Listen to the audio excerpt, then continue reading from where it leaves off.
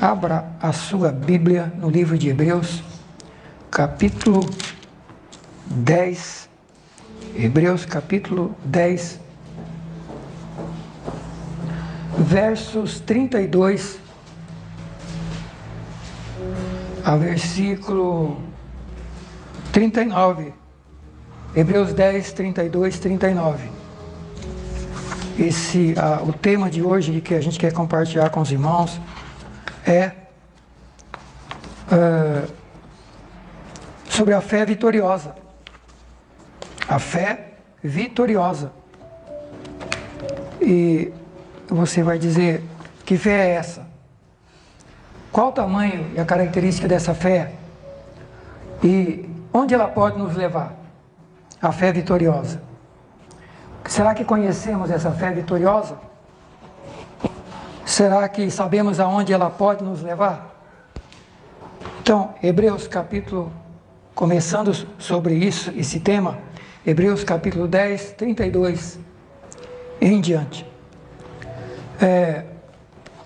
Eu vou pegar a tradução, não da minha Bíblia, mas a tradução que eu escrevi, que diz assim: lembrai-vos, porém, dos dias passados, em que, depois de serdes iluminados, suportaste grande, ou seja, depois que vocês se converteram, receberam a luz do Evangelho, vocês suportaram o grande combate de aflições. E em parte fostes feitos espetáculo com vitupérios e tribulações. E em parte fostes participantes com aqueles que assim foram tratados. Porque também vos compadecestes das minhas prisões, e com alegria permitiste o roubo dos vossos bens, sabendo que em vós mesmos tendes nos céus uma possessão melhor e permanente. Não rejeiteis, pois, a vossa confiança, que tem grande e avultado galardão, porque necessitais de paciência, para que, depois de haver desfeito a vontade de Deus, possais alcançar a promessa, porque ainda um pouquinho de tempo, e o que há de vir virá, e não tardará, mas o justo viverá pela fé. E se ele recuar, a minha alma não tem prazer nele. Nós, porém, não somos daqueles que recuam ou que se retiram para a perdição, mas nós somos daqueles que creem para a conservação da alma. Obrigado, Senhor, pela Tua palavra. Fala ao nosso coração, Santo Espírito, em nome de Jesus. Amém. Meus queridos irmãos, o que é essa fé vitoriosa que a Bíblia está falando? Versículo 10. O meu justo viverá da fé, e se ele recuar, se ele retroceder, se ele voltar atrás, a minha alma não tem prazer nele. A Bíblia está falando da fé vitoriosa. A Bíblia está falando de uma fé que precisamos viver por ela. Viver pela fé. Não é ter fé em alguns momentos. Não é ter fé em alguns dias. Não é ter fé em alguns períodos da nossa vida. É viver 24 horas por dia por fé. Por fé. E a Bíblia está dizendo que se o justo de Deus se recuar dessa fé, desistir dessa fé, voltar atrás dessa fé, duvidar dessa fé, Deus não tem prazer nele. Mas o apóstolo, o escritor está dizendo, nós não somos daqueles que recuam, nós não somos daqueles que voltam atrás, nós não somos daqueles que se retiram para a perdição, mas nós somos daqueles que creem para a conservação da alma. Mais um texto da Bíblia está dizendo que salvação depende de perseverança. Essa história de que salvo uma vez, salvo para sempre, esse é um dos textos que joga por terra essa doutrina. Joga por terra. Está dizendo que nós não somos daqueles que se retiram para a perdição, mas nós somos daqueles que creem para a conservação da alma. Quais são esses? Aqueles que não só creram quando começaram a fé, mas continuam crendo constantemente, vivem pela fé, perseveram na fé, aconteça o que acontecer, e vai na fé até o último dia. Essa é a fé salvadora. Essa é a fé salvadora. Muitos têm começado a caminhada cristã, mas não têm permanecido. Meus irmãos, a carta aos Hebreus foi escrita num momento que o povo cristão estava passando por grave perseguição. Em vários lugares da carta é mencionado isso, inclusive nesse capítulo. E depois vai entrar o capítulo 11, o capítulo da fé, o capítulo dos heróis da fé, que vai falar muita coisa sobre os vencedores, o que eles passaram e o que eles estavam passando. Então, a carta aos Hebreus foi escrita para o povo cristão num momento de grandes combates e aflições, como diz aí, lembrai dos dias que vocês foram, logo depois de ser iluminado, logo depois de vocês se converteram, suportaste grande combate de aflições, vocês se tornaram espetáculo, vitupério para o mundo, em tribulação e em parte, ou então, se vocês não sofreram vitupério e tribulação e perseguição por evangelho, vocês fizeram parte daqueles que estavam passando por essas grandes tribulações, incluindo o apóstolo Paulo, que creio eu e a maioria dos teólogos acreditam que essa carta foi escrita pelo apóstolo Paulo, tanto é que ele está dizendo, vocês se compadeceram de mim nas minhas prisões. Então, além de tudo que essa carta é parecida com a escrita do apóstolo Paulo, ele chega a dizer aqui que vocês se compadeceram de mim nas minhas prisões. E o que aconteceu dele se identificar com aqueles que estavam sendo perseguidos e presos por causa do evangelho, incluindo os apóstolos? O que aconteceu com eles? Os bens deles foram roubados, suas casas, seus bens, seus recursos, seus dinheiro, e tiveram seus bens roubados. E por quê? Mas mesmo assim perseveraram, porque vocês sabem, vocês mesmos sabeis, que vocês tendem no céu uma possessão melhor e permanente. Vocês têm no céu uma possessão maior e permanente. Portanto, está falando de uma fé que está baseada não na fé de muitos cristãos hoje, que é uma fé de recompensa, é uma fé de conquista. A fé que se prega hoje na maioria das igrejas é a fé da conquista. Se você não conquistar, se você não ficar rico, se você não ficar bem sucedido, se você não for curado, se você não receber um monte de milagre, você não é de Deus, você não tem fé. Mas é essa a fé da Bíblia? É essa a fé dos heróis da fé? É essa a fé vitoriosa?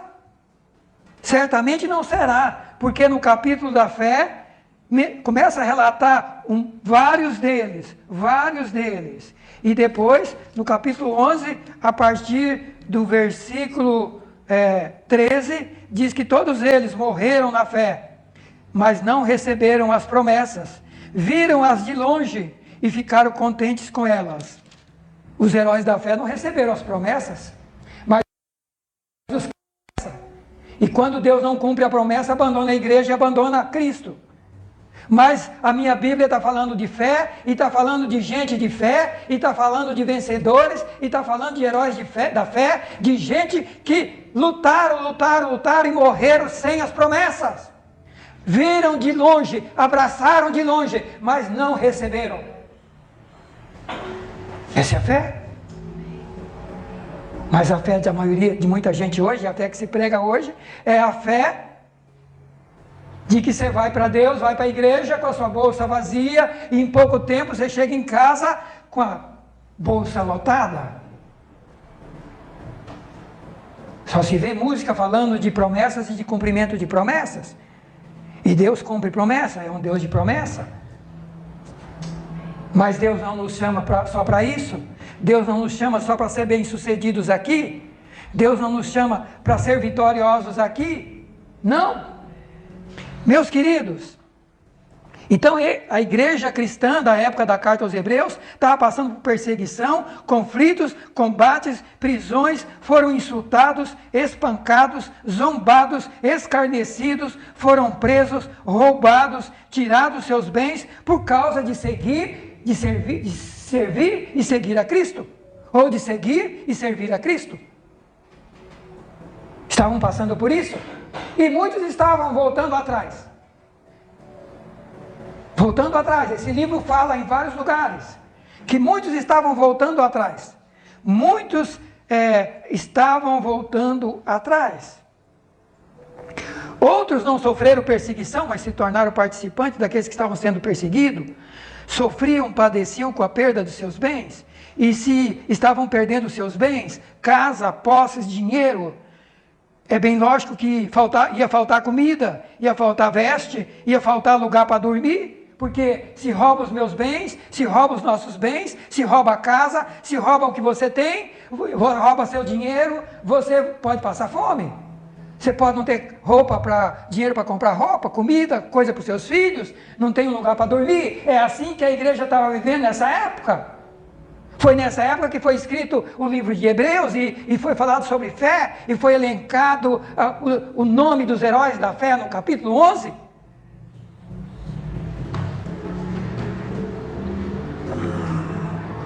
Enfim, faltava tudo que um ser humano precisa para viver de modo digno. E muitos estavam fracos ou enfraquecendo na fé, desistindo de seguir a Deus, de seguir a Cristo. Muitos estavam abandonando a igreja, abandonando as congregações. Outros estavam voltando para viver no pecado. E esse capítulo 10 fala sobre isso, o 12 fala sobre isso, que muitos estavam voltando para viver no pecado. E outros estavam manquejando na fé, como está lá no capítulo 12. Que muitos estavam manquejando na fé, caminhando, mas caminhando manco. E o manco não vai muito longe. E o manco não consegue avançar, porque quem anda mancando não desenvolve. Sim ou não? Sim. Andar na fé desse jeito não vai chegar longe.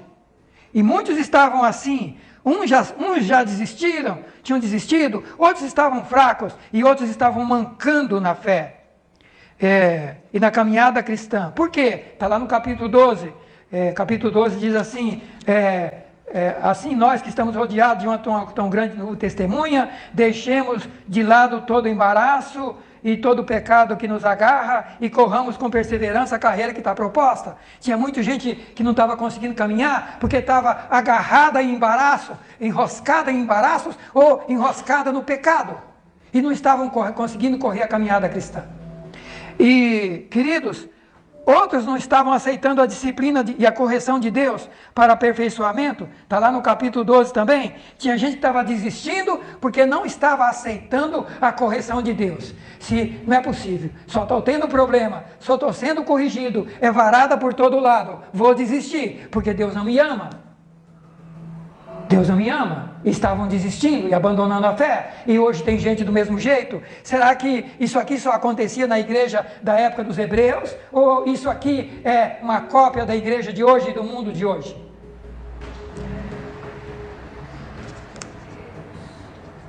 Então, gente desistindo também porque Deus estava corrigindo. E o Hebreus 12 fala que quando Deus corrige é porque Ele ama. Porque qual filho há que o pai não corrija? Quem vive sem correção é que não é filho, mas quem é filho é corrigido. Além disso, eles estavam enfrentando a apostasia, o esfriamento espiritual, estavam enfrentando o engano entrando para dentro da igreja. A pregação do Evangelho de Cristo era substituía a morte redentora e salvadora de Cristo por um Evangelho barato, sem obediência à palavra de Deus, descompromissado, feito para agradar o mundo e feito para agradar as pessoas. Ou um evangelho que relativiza a palavra de Deus, relativiza os princípios, ou então o evangelho das obras da lei, de que o ser humano para se salvar precisa fazer obra, precisa fazer caridade. Ou seja, o evangelho que se compra as bênçãos com dízimo, com oferta, com campanha, com jejum, com oração, mas um evangelho que não exige conhecimento e nem obediência da palavra de Deus. Era isso que estava acontecendo nessa época. Se ler o livro todo, a gente vai ver isso. Mas, e hoje em nossos dias? Tem diferença? Não tem diferença? Meus queridos, e muitos estavam esquecendo dos princípios de restauração e libertação do povo de Deus. E quais são os princípios de libertação e restauração do povo de Deus? Está em 2 Crônicas 7,14. O que está escrito lá? E a mesma coisa que está em Apocalipse, falando da restauração da igreja, da última era, de Laodiceia, da nossa igreja. Eu estou falando isso nas terça-feira. Restauração da igreja. A igreja precisa ser restaurada urgente. A igreja do jeito que está, vai, se continuar do jeito que está, vai acontecer o que aconteceu na Europa. Na Europa a igreja está fechada. Aonde era a igreja, hoje é cinema, é boteco, é bar, é loja. Aonde nasceu a igreja, não existe mais igreja. Nos países onde houve a restauração da igreja, não existe mais igreja. Depois dos Estados Unidos, onde foi tremendamente 95% da população evangélica, e levou o evangelho para o mundo inteiro, hoje está fechando igreja lá também. E se continuarmos com esse tipo de brincadeira com o evangelho, aqui vai para o mesmo caminho. E Deus está gritando na igreja de Laodiceia, que está a ponto de vomitar da sua boca, esse tipo de igreja, morna, misturada com o mundo, e ainda cega, e ainda diz, não, estamos tudo bem, somos ricos. Igreja tem televisão, igreja tem grandes seminários, igreja rica, pastores ricos, liderança rica, todo mundo rico, rico do mundo. Mas Jesus olha para ela e diz, para mim vocês são miseráveis, desgraçados, pobre, cego e nu. Mas, meus irmãos, por onde passa a restauração da igreja? A restauração da igreja passa pela palavra, e a palavra diz, por exemplo, 2 Crônica 7,14, se o meu povo que se chama pelo meu nome, primeiro, se humilhar, descer do pedestal, ver que está tudo mal, ver que precisa voltar para a palavra, me buscar, orar, e se converter dos seus maus caminhos. Meus irmãos, não há restauração sem conversão, sem sair dos maus caminhos, sem abandonar tudo aquilo que contraria Deus e que está registrado em sua palavra. Mas hoje já não se pode pregar mais muitos textos da Bíblia, não se pode pregar mais nada que fala de pecado em muitas igrejas, não se pode pregar mais nada que se fala da volta de Cristo, que se fala de preparo, que se fala de santificação. Em muitos lugares já não se pode falar mais isso. E o Senhor disse que se fizéssemos isso, humildade, oração, buscar a Deus, converter dos maus caminhos, daí Ele ouviria do céu e sararia nossa terra. Mas qual tipo de fé que nós estamos vivendo? Qual tipo de evangelho que está sendo pregado e vivido? Meus queridos, é assim que estava vivendo o povo da época da Epístola aos Hebreus. E no capítulo 10 e 11 trata da fé que conduziu à vitória vários homens e mulheres de Deus no passado. Não obstante o mundo difícil que eles viviam e os pecados que eles enfrentaram na sua época. Mas que fé é essa vitoriosa que eles viveram? Qual o tamanho dessa fé vitoriosa? Onde essa fé pode nos levar como filhos de Deus? Quais as características dessa fé? Quantos tipos de fé existem? E estamos dispostos ou estamos vivendo essa fé vitoriosa? Conhecemos essa fé e estamos vivendo essa fé vitoriosa? O que é fé? Fé é convicção, é certeza absoluta de algo, ou certeza, confiança em algo ou em alguém. Fé é uma ferramenta indispensável, imprescindível para cada ser humano vencer os desafios da vida. Sem fé não se chega a lugar nenhum, nem humanamente falando, nem espiritualmente. Mas qual a fé que a Bíblia está falando, a fé vitoriosa? Quantos tipos de fé existe? A fé da Bíblia não é a fé do mundo. A fé do mundo, ela exige evidência, ela exige lógica para se poder crer. É como a fé de Tomé. Eu só acredito se eu colocar a mão nos cravos e o dedo no lado dele. Aí eu acredito. Do contrário, eu não acredito.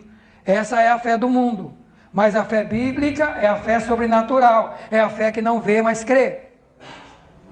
É a fé que não precisa, não depende de evidência nem de lógica. Não precisa de prova. Mas é a fé que acredita no Deus da Bíblia. Quantos tipos de fé tem? A Bíblia fala de 3 tipos de fé. Existem 3 tipos de fé. Existe a fé natural.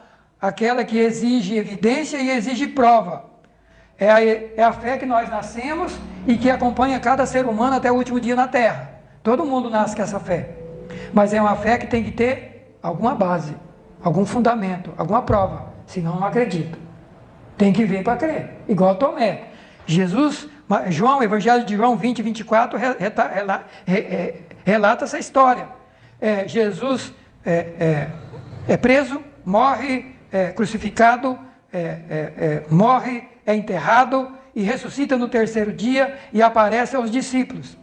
E os discípulos contam para Tomé, chamado Dídimo, e ele não estava nesse dia, e eles disseram, nós vimos o Senhor, mas ele lhe disse, o Tomé, se eu não ver o sinal dos cravos nas suas mãos, se eu não puser o meu dedo no lugar dos cravos, se eu não puser a minha mão do seu lado, de maneira nenhuma vou crer. E 8 dias depois estavam todos reunidos, e Jesus chegou, estavam todos com as portas fechadas, Jesus entra para dentro da casa com a porta fechada, apresenta-se no meio deles, diz, paz seja convosco, e vai direto para o Tomé. Tomé, põe aqui o teu dedo no lugar dos cravos, coloca a tua mão do meu lado, e não seja incrédulo, mas crente. Aleluia! Aleluia! Ele vai direto para o Tomé. Eu imagino que tem outro lugar que relata que esse cara assombrado, porque com a casa fechada, alguém entra dentro e diz que começaram a gritar pensando que era um fantasma. E Jesus fala, não, sou eu mesmo. Sou eu mesmo. E ele fala para Tomé isso. Imagina o susto. Imagina que o Tomé já devia ter assombrado com aquele negócio parecendo um espírito ali, mas de carne e osso, ele pega, ele apalpa, ele vê que era Jesus. E sabe o que Tomé falou? E Tomé respondeu. Ele não teve palavra. Sabe o que Tomé falou? Senhor meu e Deus meu. Só conseguiu falar isso. Senhor meu e Deus meu. E Jesus lhe disse, Tomé, porque viste, creste? Porque me viste, tu creste. Mas bem-aventurado os que não viram e creram. Bem-aventurados os que não viram e creram. Então, a fé que Deus nos chama não é a fé que precisa tocar, precisa fundamento, precisa fatos, não precisa prova. A fé que Deus nos chama é a fé que não vê, mas acredita. Meus queridos, a primeira fé então é essa natural que nós nascemos, que precisa de evidência, precisa de prova. Segundo tipo de fé é a sobrenatural, originada em Deus, trazida por Deus, não exige evidência, não precisa de lógica, não é com base naquilo que se vê, mas depende unicamente de Deus. É uma fé invisível. É a fé que vem pelo ouvir e ouvir a palavra de Deus, como está em Romanos 17, diz que a fé vem pelo ouvir e ouvir a palavra de Deus. É a fé sobrenatural que acredita no invisível, acredita no impossível, pois para Deus não existe impossíveis. Então a fé que Deus nos chama é a fé sobrenatural. E que fé é essa? É a fé do Deus do impossível? É uma fé de qualquer jeito? Não, é uma fé que não está vendo, é uma fé que não está enxergando, mas é uma fé que tem fundamento, porque é uma fé baseada em Deus. E quando eu olho para a Bíblia me fala sobre Deus, a Bíblia me fala quem é esse Deus e o que Ele já fez, e quando eu olho para a Bíblia e vejo quem Ele é e o que Ele já fez, eu não tenho dúvida. Eu acredito que tudo que for preciso vai acontecer, porque Ele é o Deus do impossível. Por exemplo, para Deus não há impossível. O anjo chega para Maria e fala, Maria, não tema, porque achaste graça de Deus, e eis que no teu ventre conceberás e darás à luz um filho, e porás o nome de Jesus. Ele será grande, será chamado Filho do Altíssimo, e Deus lhe dará o trono de Davi, seu pai, e ele reinará na casa de Jacó, seu reino não terá fim. Mas Maria diz para o anjo, mas como vai acontecer isso? Eu não conheço homem algum, eu nunca tive relacionamento com nenhum homem, como é que eu vou gerar um filho? Como é que eu vou conceber um filho? E sabe qual foi a resposta do anjo? Descerá sobre ti o Espírito Santo e a virtude, o poder do Altíssimo te cobrirá com a sua sombra, porque o ente que em ti há de nascer será chamado Filho de Deus. Essa é a fé sobrenatural, você não está vendo, mas vai acontecer, porque o Deus que você serve, que você crê, é o Deus do impossível. Mas eu não tenho relacionamento com nenhum homem, sou uma virgem, mas você vai gerar filho sendo virgem. E mais uma coisa, esse capítulo de Lucas relata para nós, Lucas 1, e ainda tem mais uma coisa, Maria, Isabel, a tua prima, vai conceber um filho na sua velhice, e está concebendo um filho na sua velhice, já é o 6º mês de gravidez dela, e ela na sua velhice ainda estéril, porque para Deus não há impossível. Aleluia! Amém? Porque para Deus não é impossível uma virgem concebendo e a outra velha e estéril concebendo também, porque o Deus da Bíblia não é impossível. Então essa fé não é uma fé que acredita em qualquer coisa, mas acredita no Deus da Bíblia, e sua palavra narra de Gênesis a Apocalipse quem Ele é. Aleluia! Então, irmãos, a fé sobrenatural acredita na existência de Deus, do seu poder sobrenatural, do Deus que tudo pode, tudo faz. A fé sobrenatural, para a fé sobrenatural, basta a palavra de Deus, basta o haja de Deus que está em Gênesis. Deus não precisou de matéria-prima para fazer o universo, Deus não precisa de lógica, Deus não precisa de evidência, Deus não precisa de modelo e nem de projeto anterior. Nós fazemos as coisas copiando o outro, sim ou não? Camarada faz um carro, pega um carro que já existiu, e ele fala, vou melhorar isso aqui. Vou melhorar essa casa, vou melhorar. O ser humano faz coisa, mas sempre um copiando do outro e aperfeiçoando. A matéria-prima, então, temos que pegar de Deus, porque a gente não fabrica ouro, nós não fabricamos ferro, nós não fabricamos pedra, nós não fabricamos um cimento. Vem da onde? Vem da terra. E quem criou essa matéria-prima? Deus. Então, meus irmãos, a fé sobrenatural não é uma fé de qualquer jeito, ela tem fundamento também. Ela sabe quem é, ela sabe quem é o Deus que ela acredita, que ela pode confiar. É o Deus da Bíblia, é um Deus que não precisa de modelo, não precisa de planta anterior. Por quê? Por quê? Por quê? Porque simplesmente Ele dá a sua ordem, dá a sua palavra, e as coisas são criadas automaticamente dentro do pensamento dEle. Ele pensa e cria. Ele não precisa de projeto anterior, Ele cria. É o que está em Gênesis. O que está escrito em Gênesis? Gênesis 1, 3. E disse Deus, haja luz, e houve luz. Essa luz que está aí. Gênesis 1, 6. E disse Deus, haja expansão no meio das águas, e haja separação entre as águas. E está aí oceanos e mares.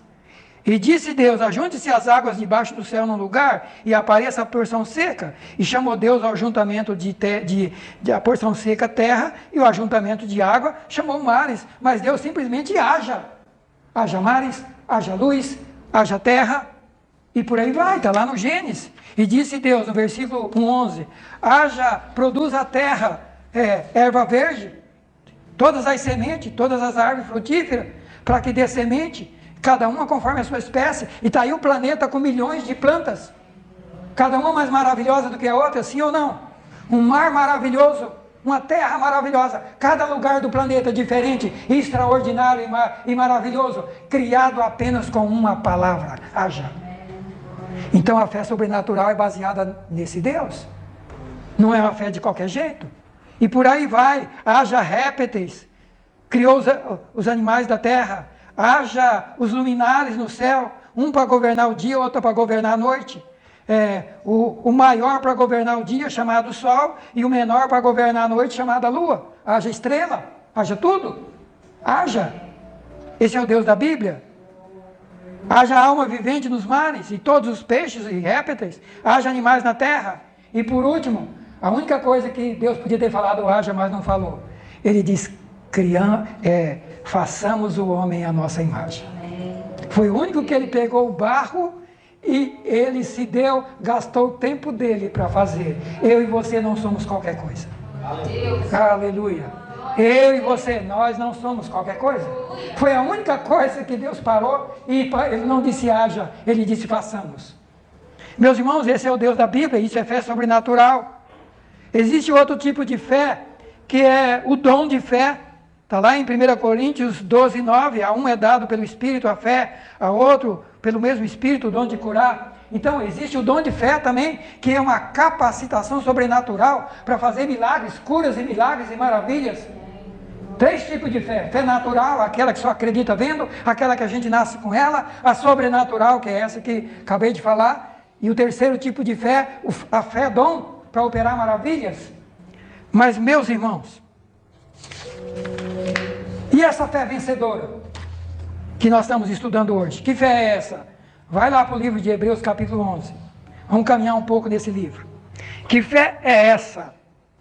A fé vencedora. As marcas da fé vencedora.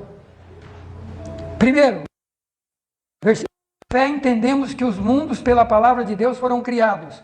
Não existe só um mundo, os mundos. Tem terra, primeiro céu, segundo céu e terceiro céu. Os mundos foram criados pela palavra de Deus, de maneira que aquilo que se vê foi feito do quê? Daquilo que não é aparente. Tudo que nós vemos foi criado daquilo que nunca existiu. Nunca teve modelo, nunca teve projeto. Deus criou do nada tudo o que existe. Então, a primeira característica da fé vitoriosa, da fé vencedora, ela é uma fé que revela quem é Deus e seu poder na criação. É uma fé que compreende Deus, que conhece Deus e que acredita no Deus criador, na existência do Deus Criador e acredita no seu poder de criação. A fé vencedora, não existe fé vencedora sem crer na existência de Deus e sem crer que Ele criou tudo que existe. Vivemos uma geração que não acredita mais na existência de Deus e muito menos de que Deus criou todas as coisas. Mas a fé vencedora é a fé que acredita no Deus da Bíblia e no Deus que criou os mundos pela sua palavra. Então a fé vencedora acredita na existência de Deus, no seu poder sobrenatural, no Deus que tudo pode, tudo sabe, tudo faz. Para a fé vencedora, basta a palavra de Deus, basta o haja de Deus, como a gente já citou aí. Agora, segunda coisa, Hebreus 11, versículo 4. Essa fé vencedora oferece melhor sacrifício a Deus. Essa fé vencedora oferece melhor sacrifício a Deus. Por essa fé vencedora, Abel ofereceu maior sacrifício que Caim, pelo qual alcançou testemunho de que era justo, dando Deus testemunho dos seus dons, que por ela fala mesmo depois de morto. Então, essa fé vencedora, primeiro, acredita na existência de Deus e acredita no seu poder de criar todas as coisas mediante apenas a sua palavra. Segunda coisa, essa fé vencedora, ela é capaz de oferecer sacrifício a Deus melhor do que qualquer outra coisa no mundo. Abel ofereceu sacrifício melhor do que Caim. Por quê? Porque Caim ofereceu do fruto da terra. Presta atenção nisso. Caim ofereceu sacrifício a Deus do fruto da terra, ou seja, alimento para o corpo. Ele levou arroz, levou feijão, levou fruta, ele levou as coisas que ele plantava na terra, coisa para satisfazer a carne. Abel levou sacrifício, levou um animal e imolou diante de Deus. Você está entendendo? Ele não levou sacrifício para satisfazer a carne e para agradar a carne e para cuidar da carne. Ele levou sacrifício para cuidar da alma. Veja bem, ele levou sacrifício de animais, ele levou sangue, e sangue purifica a alma. Sangue purifica o pecado. Estava tipificando o sangue de Cristo. Então fé lá atrás já levou esse homem a fazer um sacrifício correto diante de Deus. A fé sobrenatural, porque a fé sobrenatural, ela enxerga aquilo que a fé natural não enxerga. Caim tinha fé natural, Abel tinha fé sobrenatural. Terceira coisa, a fé vencedora leva as pessoas a largar tudo para andar com Deus. Versículo 5. Pela fé, Enoque foi transladado, foi levado para o céu, foi arrebatado para não ver a morte. E por que foi levado para o céu? Porque alcançou o testemunho de que agradara a Deus. E lá no Novo Testamento fala que ele andou com Deus. Esse homem andou com Deus com tanta verdade, com tanta sinceridade e com tanta santidade. Ele se desviou de tudo quanto era sujeira desse mundo, andou com Deus com tanta perfeição, que Deus falou, esse camarada não vou deixar aqui, ele não vai passar pela morte. Deus arrebatou e levou para o céu. Essa é a fé vencedora. Temos a fé vencedora, conhecemos a fé vencedora, andamos pela fé vencedora, mas vai mais um pouco. Agora o 11:7, a fé vencedora leva a preparar a arca para salvar a si, a família e outras pessoas, quando vê que o perigo está chegando. A fé vencedora, quando temos a fé vencedora e somos avisados por Deus que o fim está chegando e que precisamos nos preparar. a gente obedece, a gente prepara a arca para salvar a nós, nossa família e quem quiser participar da salvação. Está escrito aí em Hebreus capítulo 11, verso 7. Pela fé, Noé, divinamente avisado das coisas que ainda não se via, ninguém estava vendo nada, foi 100 anos depois que aconteceu o dilúvio, ele temeu e para a salvação da sua família, preparou a arca, pela qual condenou o mundo de então e foi feito herdeiro da justiça, que é segundo a fé. Então a fé vencedora leva a gente a se preparar, quando Deus fala que precisamos nos preparar, construir a arca. E não só construir a arca, entrar na arca. Porque tem gente que constrói a arca, mas não entra na arca.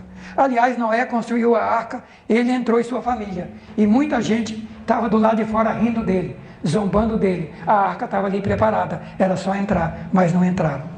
Mas tem gente que nem mesmo com a arca construída não entra para dentro. Noé, a fé vitoriosa, ela constrói a arca e ela entra para dentro da arca. Estamos construindo a arca com a nossa família, para salvar nossa família, salvar nossas vidas e salvar nossos amigos.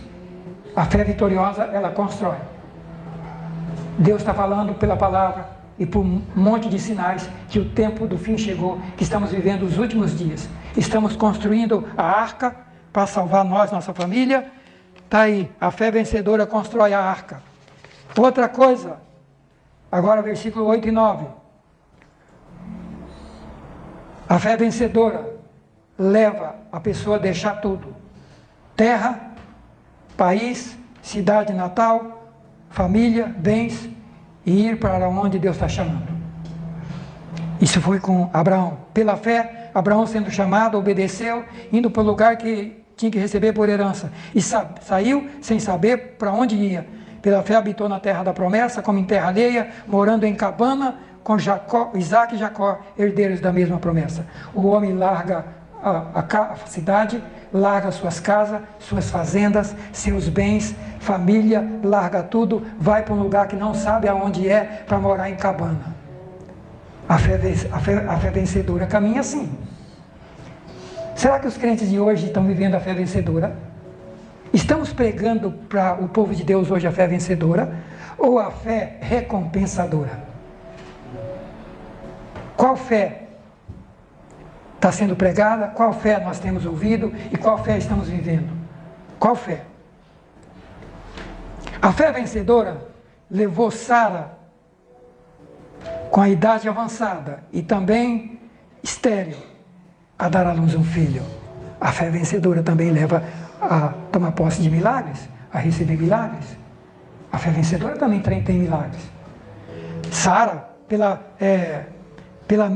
fé também Sara recebeu a virtude, o poder de conceber e deu à luz já fora da idade, porque teve por fiel aquele que tinha prometido.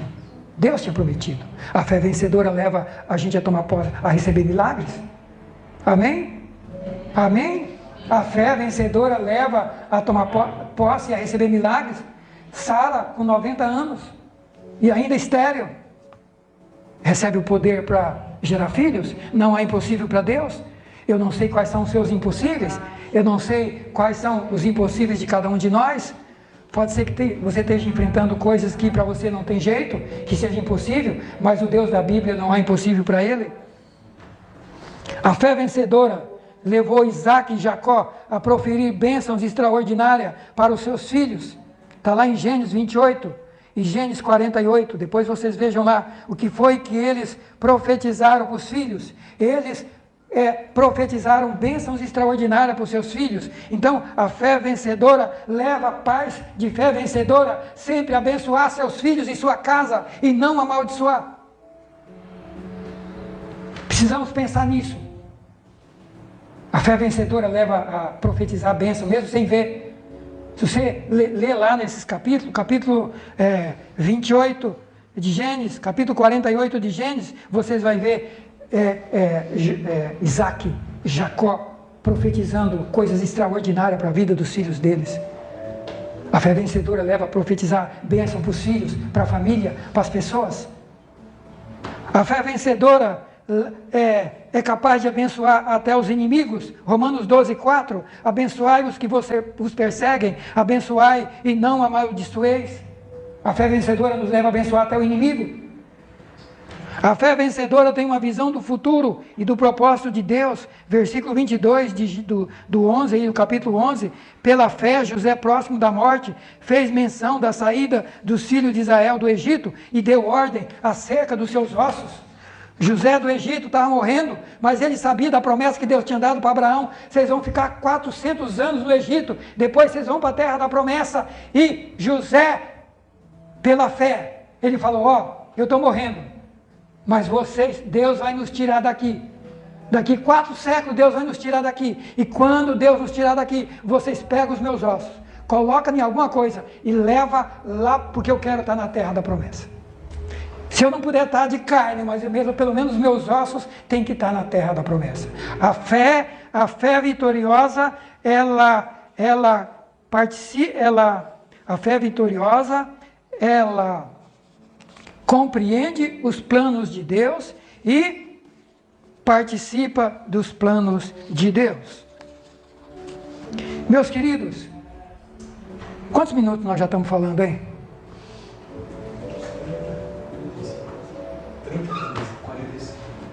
45?